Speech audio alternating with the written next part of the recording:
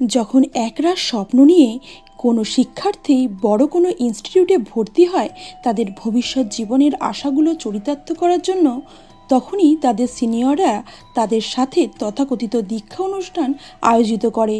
শুরু করে তাদের ওপর নির্মম পাশবিক নির্যাতন, যেটা শিক্ষিত সমাজের ক্ষেত্রে মোটেও কাম্য নয়। কিন্তু তবুও বিভিন্ন বড় বড় ইনস্টিটিউটগুলোতে নির্বিবাদে চলে এই নির্যাতন। আজকের গল্প তারই একটা বাস্তব চিত্রায়ন। এই ধরনেরই একটা ঘটনার শিকার হয় নীলাঞ্জন বসু। তার বিধবা মা কি পারবে তার হয়ে প্রতিবাদ জানাতে? আজকের কাহিনী বিজয়া। হ্যালো বন্ধুরা, আমি তোমাদের সাথে প্রিয়াঙ্কা। তোমরা দেখছো অনলি সিরিজ। যারা চ্যানেলে নতুন আছো অবশ্যই করে সাবস্ক্রাইব করে বেল বাটন প্রেস করে দাও। আর যারা এই ধরনের কাহিনী শুনতে পছন্দ করে তাদের সাথে শেয়ার করো। মনে রাখবে, তোমাদের একটা লাইক এই ধরনের ভিডিও তৈরি করতে আমাদের অনেক উৎসাহী করে। কাহিনীর শুরুতেই আমরা নীলাঞ্জনকে দেখি। মা বিজয়া তাকে নীল বলেই ডাকে। বিজয়া বাড়িতে বিউটিশিয়ানের ক্লাস করায় এবং বাড়িতে আসা বিভিন্ন মানুষকে সাজিয়ে গুজিয়ে সুন্দর করে তোলে। মিঠির সামনেই বিয়ে, তাই তার মা তাকে বিজয়ার কাছে নিয়ে এসছে ফেসিয়াল করানোর জন্য। তখনই সেই সুযোগে নীল বাড়ির ভিতরে ঢুকে পড়ে তার কাদামাখা জামা নিয়ে। তবে সেটা বিজয়ার নজরে এড়ায় না এবং নীলকে পেছন থেকে ডাকে এবং ধমকে বাথরুমে যেতে বলে সোজা। নীল একধারে ছিল যেরকম ব্রিলিয়ান্ট স্টুডেন্ট, অন্যদিকে খেলাধুলায় খুব পারদর্শী। দুপুরের খাওয়া দাওয়া সেরে নীল বসে পড়ে মোবাইলে গেম খেলতে। তখনই তার মা বারংবার তাকে বলে যে কেআইএসটির লিস্ট বেরোবে, যা সেটা চেক কর। কিন্তু নীল বিশেষ আগ্রহী নয়, তাই গেম খেলতে খেলতেই বিছানায় একটু শুয়ে পড়ে। কিন্তু বিজয়া বারংবার ছেলেকে বলেও কোনো কাজ না হয় নিজেই ল্যাপটপ নিয়ে বসে পড়ে এবং দেখে তার ছেলের নাম উঠেছে। তো বড় একটা কলেজে চান্স পাওয়ায় বিজয়া খুবই আনন্দে থাকে এবং ছেলেকে জড়িয়ে ধরে। তবে নীল তার মাকে ছেড়ে কিছুতেই নৈহাটি থেকে কলকাতায় যেতেই চায় না। কিন্তু বিজয়া তাকে বোঝায় যে এটা তার বাবার স্বপ্ন যে সে ইঞ্জিনিয়ারিং পড়ুক।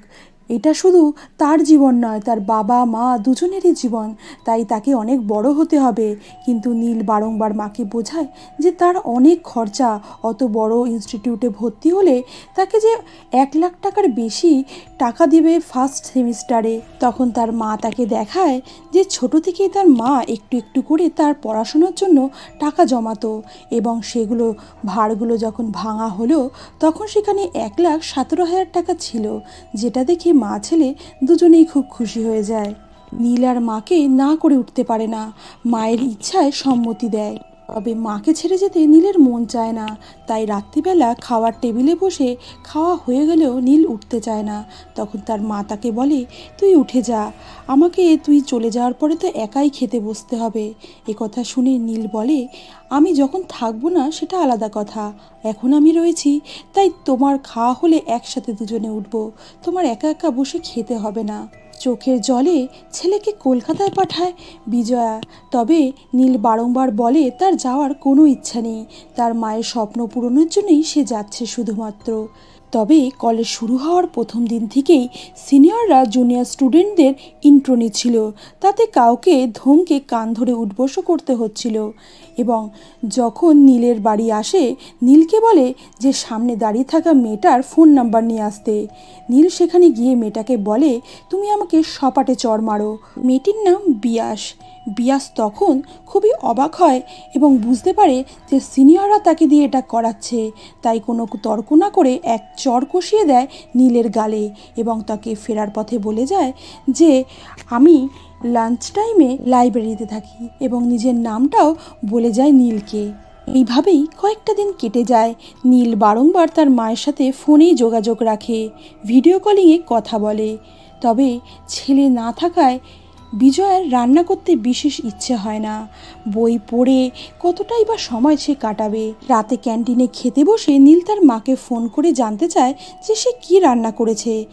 বিজয়া একটু ভনিতা করে বলে যে সে মাছ রান্না করেছে, তবে সেটা তার নেওয়ার ইচ্ছে ছিল না, কিন্তু মাছওয়ালা জোর করে দিয়ে গেছে। বিজয়া মুড়ি নিয়ে নাড়াচাড়া করতে করতে তার ছেলের কাছে জানতে চায় যে ক্যান্টিনের রান্না কেমন। ক্যান্টিনের রান্নাটা খুবই খারাপ ছিল, কিন্তু নীল তবুও তার মাকে বলে না, বলে ক্যান্টিনের রান্নাটা যতটা ভেবেছিল ততটা খারাপ নয়। এইভাবেই মা ছেলের মধ্যে চলতে থাকে লুকোচুরির খেলা। এদিকে এলাকার নামকরা প্রমোটার অনিল আসে বিজয়ার কাছে এবং তাকে বলে যে আপনি একা থাকেন এ বাড়িতে, এটা মোটেও সেফ না। ঠিক তখনই নীল বারংবার বিজয়াকে ফোন করছিল এবং ফোনটা বারংবার বিজয়া কেটে দিচ্ছিল। প্রমোটার অনিল বিজয়াকে ভয় দেখানোর চেষ্টা করে যে সে তো একা থাকে, সেটা কোনোভাবেই তার জন্য সেফ নয়। সে যদি তার বাড়িটা প্রমোটারকে দিয়ে দেয় তাহলে তার জীবনটা সেফ হয়ে যাবে, না হলে কখন কি ঘটে কেউ বলতে পারে না। একথা শুনে বিজয়া খুবই রেগে যায় এবং তখনই নীলের ফোনটা রিসিভ করে ধমকের সুরে নীলকে বলে যে বারংবার তাকে কেন ফোন করছে, তার কি তার সাথে কথা বলা ছাড়া আর কোনো কাজ নেই। আসলে এই কথাটা সে অনিলকেই শোনাচ্ছিল। এরপর ফোন রেখে অনিলবাবুকে পরিষ্কার জানিয়ে দেয় যে এই বাড়িটা তার স্বামী তার আর তার ছেলের জন্য রেখে গেছে, তাই এই বাড়িটার সাথে তার অস্তিত্ব জড়িয়ে আছে, কোনোভাবেই এই বাড়িটা সে বিক্রি করতে পারবে না। অনিলবাবু বলে মত যদি পরিবর্তন হয় তাহলে আমাকে ফোন করবেন, কথা বলে তিনি চলে যান। তবে অনিলবাবু চলে যাওয়ার পর থেকে বিজয়া বারংবার তার ছেলে নীলকে ফোন করতে থাকে, কিন্তু নীল ফোনটা কোনোভাবেই রিসিভ করে না, ফোনটা সুইচ অফ বলে। সারা রাত ফোনের জন্য অপেক্ষা করতে করতে কখন যেন বিজয়ার চোখটা লেগে যায়। তবে সকালে ঘুম ভাঙে একটা আননোন নাম্বারের ফোনের জন্য, এবং যে ফোনটা রিসিভ করে বিজয়াকে বলে যে তিনি বিজয়গড় থানা থেকে বলছেন এবং তাড়াতাড়ি তাকে কলকাতায় চলে আসতে বলে। নীল যে কলেজ হোস্টেলের ওপর থেকে ঝাঁপ দিয়েছে সে কথাও জানায়। আর কাল বিলম্ব না করে বিজয়া পৌঁছে যায় কলকাতায় এবং চোখের জলে ছেলেকে দেখতে যায় এবং নীলকে দেখে তার যেন দিশেহারা অবস্থা, কি করবে কিছুই বুঝে উঠতে পারে না। নীলের মাথায় হাত বোলাতে বোলাতে কাঁদতে থাকে বিজয়া, বলে তুই তো এখানে আসতে চাসনি, আমি জোর করে পাঠালাম, আর আমি কালকে রাতে তোকে ফোন করেছিলাম, ওইভাবে কথা বলেছি বলে তুই এত রাগ করলি। কথাটা তো আমি তোকে বলিনি বাবা, সেটা তোকে বলতেও পারলাম না। বিজয়া খুবই ভেঙে পড়ে এবং সারাদিন ওষুধ আর হসপিটালের মধ্যে দৌড়াদৌড়ি করতে করতেই বিজয়ার কেটে যায়। এরই ফাঁকে বিজয়া একবার যায় বড়বাবুর সাথে কথা বলতে, তবে বড়বাবু তাকে বোঝায় তার ছেলে মনমরা হয়ে থাকতো এবং সেদিন হঠাৎ করেই ওপর থেকে ঝাঁপ দিয়ে দেয় এবং তিনি তদন্ত করে দেখেছেন সে নিজের থেকেই কাজটা করেছে, সুতরাং কেসটা তিনি ক্লোজ করছেন। তিনি এর সাথে আরও জানতে চান তার ছেলের কি কোনো নেশা বা কোনো মেয়ের সাথে কোনো চক্কর ছিল, তিনি কি কোনো মেয়ের সাথে তার সম্পর্ক মেনে নিতে পারেননি। কিন্তু বিজয় বলে এরকম কোনো ঘটনা ঘটে থাকলে আমার ছেলে সবার আগে আমাকে বলতো, এরকম কোনো ঘটনাই ঘটেনি। তবে বড়বাবু হেসে বলে শহরের জল পেটে পড়লে গ্রামের ছেলেরা কত কি যে করতে পারে সেটা আপনি জানবেন না। কম দিন তো হলো না আমার এই চাকরিতে, তাই আমার কাছে তদন্ত শেষ, আপনি শেষ বলে দিতেই পারেন, কিন্তু আমি মা, শেষটা না দেখে আমি ছাড়বো না। এই বলে বিজয়া আবার নার্সিংহোমে চলে যায় এবং ডক্টরের কাছে জানতে পারে যে নীল সবটা শুনতে পাচ্ছে কিন্তু কোনো কিছু রেসপন্স সে করতে পারছে না। তবে নীল পুরোপুরি সুস্থ হয়ে উঠবে সেটাও তিনি বলে উঠতে পারছেন না এখনই। একথা শুনে বিজয়া খুবই ঘাবড়ে যায় এবং হঠাৎ করেই তার মাথাটা ঘুরে যায়। তখন সেখানে ছিল পূর্বা। পূর্বা তাকে বসিয়ে কফি খাওয়ায় এবং জানতে চায় কি হয়েছে তার সাথে। বিজয়া জানায় তার ছেলের নাম নীলাঞ্জন। হঠাৎ করেই সে জানতে পারে তার ছেলে হোস্টেলে লাফ মেরেছে ওপর থেকে, কিন্তু সে মোটেই বিশ্বাস করে না তার ছেলে এরকম কোনো কাজ করে থাকবে এবং থানার বড়বাবু তার সাথে ভালো ব্যবহার করছেন না এবং তিনি কেসটা ক্লোজ করে দিচ্ছেন। তার কোনো এফআইআরও নেননি, শুধু একটা জেনারেল ডায়েরি করে ছেড়ে দিয়েছেন। কথা বলতে বলতেই বিজয়া কাঁদতে থাকে। পূর্বা সবটা শোনে এবং কাছাকাছি একটা লজের সামনে নামিয়ে দেয় বিজয়াকে, বলে এখানেই সস্তায় তিনি থাকা খাওয়ার ব্যবস্থা করে নিতে পারবেন। বিজয়া চলে গেলে দুর্বা একজনকে ফোন করে এবং ক্যাপ্টেন সম্বোধন করে বলে যে তোমাকে একটা ভিডিও পাঠাচ্ছি, একবার দেখে আমাকে জানিও। কথা বলে বিজয়ার একটা ফুটেজ পাঠায়। আসলে বিজয়ার একটা ভিডিও কফি শপেই সে তুলে রেখেছিল। এদিকে বিজয়া সেই লজেই একটা রুম ভাড়া করে নেয়। পরের দিন সকাল হলে বিজয়া কলেজের প্রিন্সিপালের সঙ্গে দেখা করতে যায় এবং সেখানে টিভিতে চলছিল তার আগের দিনের বলা কথার একটা ফুটেজ, যেটা দেখে বিজয়া খুবই অবাক হয়। সেখানে বড়বাবুও ছিল। তিনি বিজয়াকে গালমন্দ করতে শুরু করেন। সে কেন এই ধরনের ইন্টারভিউ দিয়েছে। বিজয়া বলে সে কিছুই বুঝে উঠতে পারেনি, সেই মেয়েটা না বলেই তার ভিডিওটা তুলে নিয়েছিল।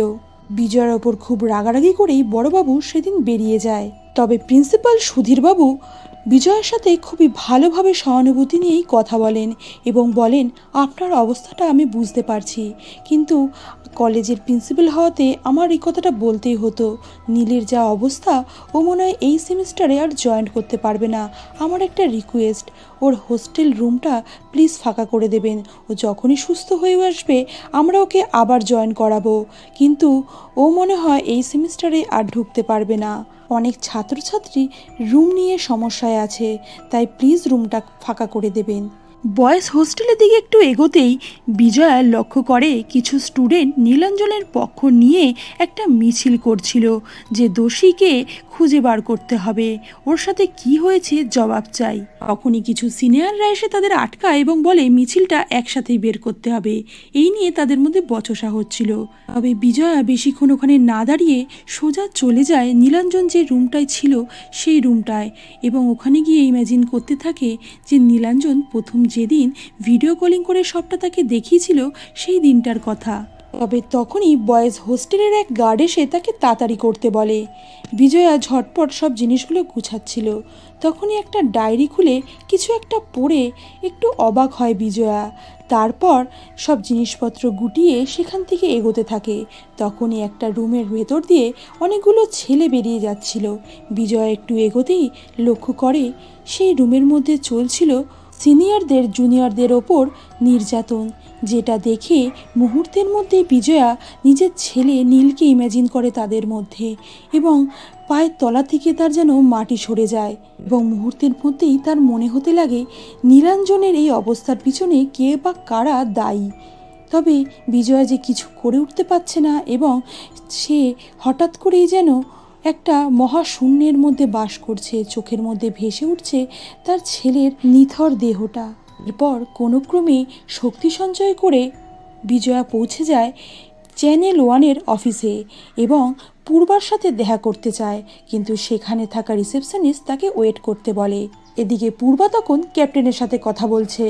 পূর্বা জানতোই না যে এই ফুটেজটা টিভিতে সম্প্রচারিত হবে, কারণ পূর্বা এই ফুটেজটা বিজয়াকে না বলেই তুলেছিল। আসলে পূর্বা নীলাঞ্জনের ঘটনার সত্যতা যাচাই করতে গেছিল, কিন্তু ক্যাপ্টেন তার কোনো কথাই কান দেয় না। বলে, আমি বলেছি যে এই ফুটেজটা দেখানোর জন্য, তাতে একটু বেশি পাবলিসিটি হবে আমাদের চ্যানেলের। এদিকে অনেকক্ষণ ওয়েট করার পরও বিজয়ার সঙ্গে পূর্বার কোনো দেখা করার ছিল না, তাই বিজয়া খুবই রেগে যায় এবং বলে যে আমাকে না জিজ্ঞাসা করে আমার ফুটেজটা কালকে সারাদিন টিভিতে দেখিয়েছেন, কিন্তু আমার যখন প্রয়োজন তখন আমার সাথে দেখা করতে দেবেন না। তখনই পূর্বা সেখানে চলে আসে এবং বিজয়াকে নিয়ে চলে যায় তার নিজের রুমে, এবং বিজয়ার কাছে প্রথমেই সে নিজের করা ভিডিওর জন্য ক্ষমা চায়। বিজয়া বলে, তোমার কাছে বিশ্বাসের কোনো দাম নেই। আমি তোমাকে বিশ্বাস করে কথাগুলো বলেছিলাম, কিন্তু তুমি যে ভিডিও করছো সেটা তো একবারও বলোনি। পূর্বা আবার ক্ষমা চায় এবং বলে, আমি ভুল করেছি, কিন্তু আমার ওপরেও কিছু মানুষ আছে, সুতরাং সবটা আমার দোষ নয়। তবে আপনার ছেলের সঙ্গে যেটা হয়েছে সেটা মোটেও ঠিক না। আপনি মা হিসাবে সবার সামনে এসে সেটা বলুন, আপনার ছেলে কেমন ছিল এবং এই ধরনের একটা কাজ কেন করতে পারে না বলে আপনার মনে হয়। বিজয়া তার কোনো কথায় রাজি না হলে পূর্বা বলে, আপনি মা হয়ে যদি নিজের ছেলের পাশে না দাঁড়ান তাহলে আর কে দাঁড়াবে। পূর্বার এই কথায় আর ফেলতে পারে না বিজয়া, সুতরাং নিজের ছেলের সম্বন্ধে সব কথা বলার জন্য তৈরি হয়ে যায়। তবে আজকে হঠাৎ করেই ক্যাপ্টেন এসে বলে সে ইন্টারভিউটা নেবে এবং কোনো সাজানো প্রশ্নের সে উত্তর জিজ্ঞাসা করবে না। ক্যাপ্টেন বসে সরাসরি একটা কঠোরভাবে প্রশ্নের উত্তর জানতে চায় এবং বারংবার তাকে চাপ দেয় যে তার ছেলে হঠাৎ করে এই ধরনের কাজ কেন করলো, তার ছেলের কি কোনো নেশা ভাঙ করতো বা কোনো মেয়ের সাথে তার কি কোনো রিলেশন ছিল, এ কাজ করতে সে কেন চেষ্টা করলো। তখনই বিজয়া বারংবার মানা করতে থাকে যে তার ছেলে এই ধরনের কোনো কাজ করেনি। বারংবার বিজয়া সবাইকে বোঝানোর চেষ্টা করে তার ছেলে যদি কিছু করে, এই ধরনের কথা যদি সে চিন্তাও করতো, তার সাথে সেটা শেয়ার করত। কিন্তু বিজয়া কাউকে বুঝিয়ে উঠতে পারে না এবং প্রশ্নের মুখোমুখি পড়ে কাঁদতে শুরু করে দেয় বিজয়া। তখনই ঘটনা দেখে বারংবার পূর্বা ক্যাপ্টেনকে ফোন করলে ইন্টারভিউ বন্ধ করে দেয়। বিজয়া বিরক্ত হয়ে সেখান থেকে চলে যায় এবং ক্যাপ্টেন ফোন করে তার নিজের কলিগদের বলে যে এই কান্নার ফুটেজটা কালকে সারাদিন ধরে টিভিতে চলবে। যে কথা শুনে পূর্বা খুবই বিরক্ত হয়। বিজয়ার ইন্টারভিউটা বাড়িতে বসে দেখছিলেন মিস্টার মিহির গুপ্তা। মিহির গুপ্তা একজন ইন্ডাস্ট্রিয়ালিস্ট এবং একজন পলিটিশিয়ানও। একমাত্র ছেলে রিকি, যে ওই কলেজেরই এক্স স্টুডেন্ট। এবং আমরা দেখতে পাই যে কলেজের প্রিন্সিপাল সুধীরবাবু এখানে এসে বসে আছেন এবং মিহির গুপ্তা তার কাছে একটা প্যাকেট এগিয়ে দিয়ে সেটা নিয়ে নিতে বলে। কিন্তু প্যাকেটটা খুলে সুধীরবাবু দেখেন টাকায় ভর্তি। তিনি বলেন, আমি কোনোভাবে এটা নিতে পারবো না। তখন মিহির গুপ্তা তাকে ভয় দেখিয়ে বলে, আপনার একমাত্র ছেলে শিলিগুড়ির একটা কলেজে পড়ায়, তাই তো? একথা শুনে খুবই অবাক হয় সুধীরবাবু।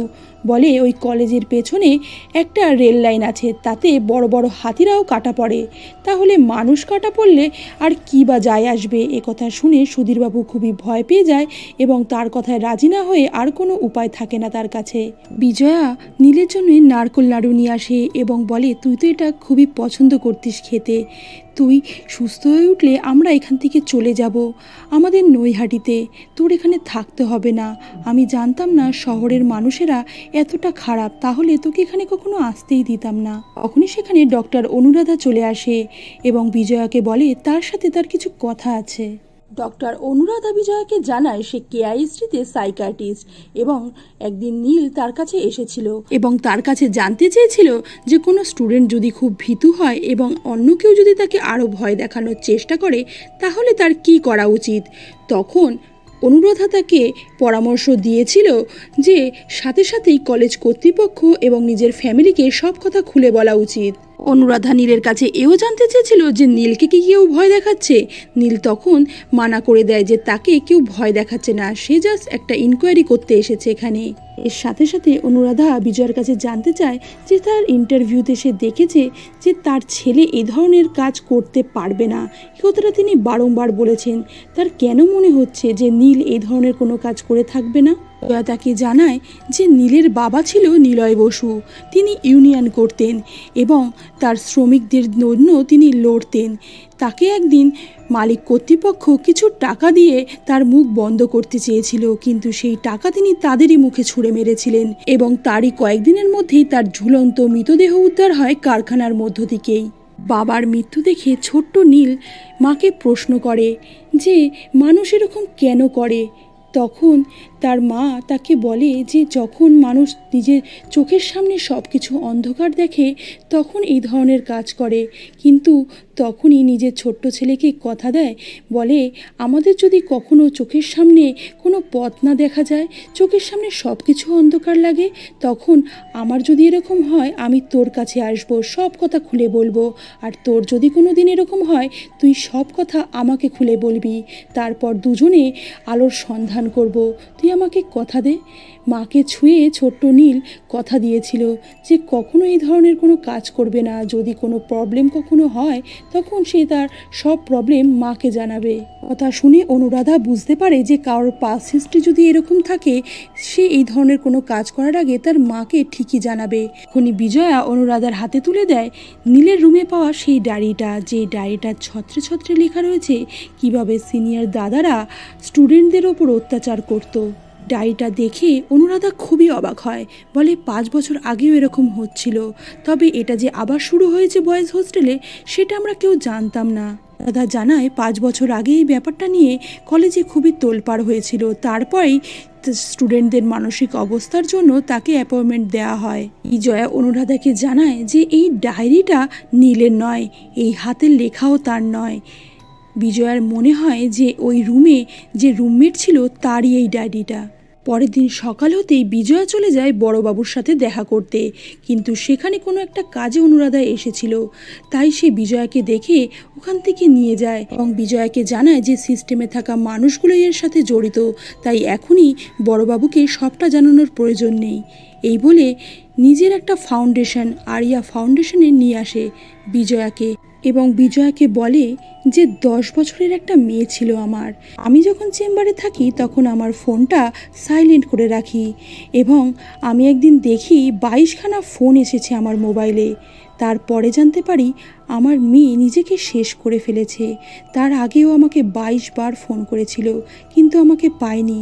তো আমি আজও ওর মৃত্যুর কারণটা জানতে পারিনি, বুঝতে পারিনি আমি কোথায় ভুল ছিলাম, মা হিসেবে না ডক্টর হিসেবে। তারপরেই আমি এই ফাউন্ডেশনটা খুলি যাতে আর কোনো মা এইভাবে সন্তানহারা না হয়। বিজয়া অনুরাধার কথাটা শুনে চোখে জল চলে আসে। ওখান থেকে ফেরার পথে বিজয়া যখন অটো ধরে তখন দুটো ছেলে মোবাইলে ফ্রেন্ড বুক নিয়ে আলোচনা করছিল। বিজয়া তার কাছ থেকে জানতে পারে যে ফ্রেন্ড বুকটা কী এবং বিজয়ার মোবাইলে ফ্রেন্ড বুকটা ডাউনলোড করে দিতে বলে। বিজয়া লজে বসে ফ্রেন্ড বুকটা ঘাঁটছিল এবং সেখানেই নিজের ছেলেকে দেখে ওই বিয়াসের সাথে, যে মেয়েটি সেদিন আন্দোলন করছিল। বিয়াসের সাথে কথা বলবে বলে পরের দিন বিজয়া সকাল সকাল কলেজে চলে যায় এবং সেখানে কিছু লোক তাকে ঘিরে ধরে ভিডিও করতে শুরু করে। তার ফলে বিজয়া খুবই ভয় পেয়ে যায়। তখনই বিয়াস এসে বিজয়াকে ভেতরে নিয়ে যায় এবং কলেজের একটা ফাঁকা রুমে বসে দুজনে কথা বলে। বিয়াস তাকে জানায় যে নীল তার বন্ধু ছিল, কিন্তু নীল কোনোদিনই তাকে জানায়নি যে বয়েজ হোস্টেলে কী হতো। বিজয়া বিয়াসের কাছে জানতে চায় যে নীলের যে রুমমেট ছিল তাকে কি সে চেনে। বিয়াস জানায় হ্যাঁ, নীলের রুমমেটের নাম অহন। অহন একটু মেয়েলি স্বভাবের এবং সবসময় নীলের সাথে সাথেই থাকতো। এই ঘটনার পর সে মনে হয় খুবই কষ্ট পেয়েছে এবং নিজের বাড়িতে চলে গেছে। তখনই জানতে চায় যে বিয়াস নীলের জন্য কষ্ট পায়নি। বিয়াসের চোখে যেন জলবিন্দু চিকচিক করে ওঠে। বিজয়ার অভিজ্ঞ চোখ ধরে ফেলে যে নীলের জন্য বিয়াসও খুবই কষ্ট পাচ্ছে। বিজয়া বিয়াসের কাছে জানতে চায় যে অহনের ঠিকানাটা কোথায় পাওয়া যাবে। বিয়াসের হঠাৎ করে মনে পড়ে যে ঘটনাটা ঘটেছিল তার আগের দিনই তারা তিনজনে একসাথে লাইব্রেরি থেকে বই নিয়েছিল, তাই সঙ্গে সঙ্গেই বিয়াস দৌড়ে যায় লাইব্রেরিতে এবং সুযোগ বুঝে সেখানে সার্চ করতে থাকে এবং আই কার্ডও পেয়ে যায় অহনের। সাথে সাথে সেটার একটা ফটোও তুলে নেয় বিয়াস। আজকে বিজয়ার 3টে এপিসোডই এক্সপ্লেন করলাম। তোমাদের যদি ভালো লেগে থাকে ঝটপট কমেন্ট করো, তাহলে কাল পরশুর মধ্যেই নেক্সট এপিসোডগুলোর এক্সপ্লেনেশন তোমাদের কাছে নিয়ে হাজির হব। এরপরে রয়েছে অনেক চমক। পরের এপিসোডগুলোর এক্সপ্লেনেশন তোমরা যদি দেখতে চাও ঝটপট কমেন্ট করে দাও। তোমাদের কমেন্ট পেলেই তবেই আমরা উৎসাহী হই এই ধরনের ভিডিও তৈরি করতে। দেখা হচ্ছে নেক্সট ভিডিওতে, ততক্ষণের জন্য কমেন্ট করতে থাকো। Thank you so much.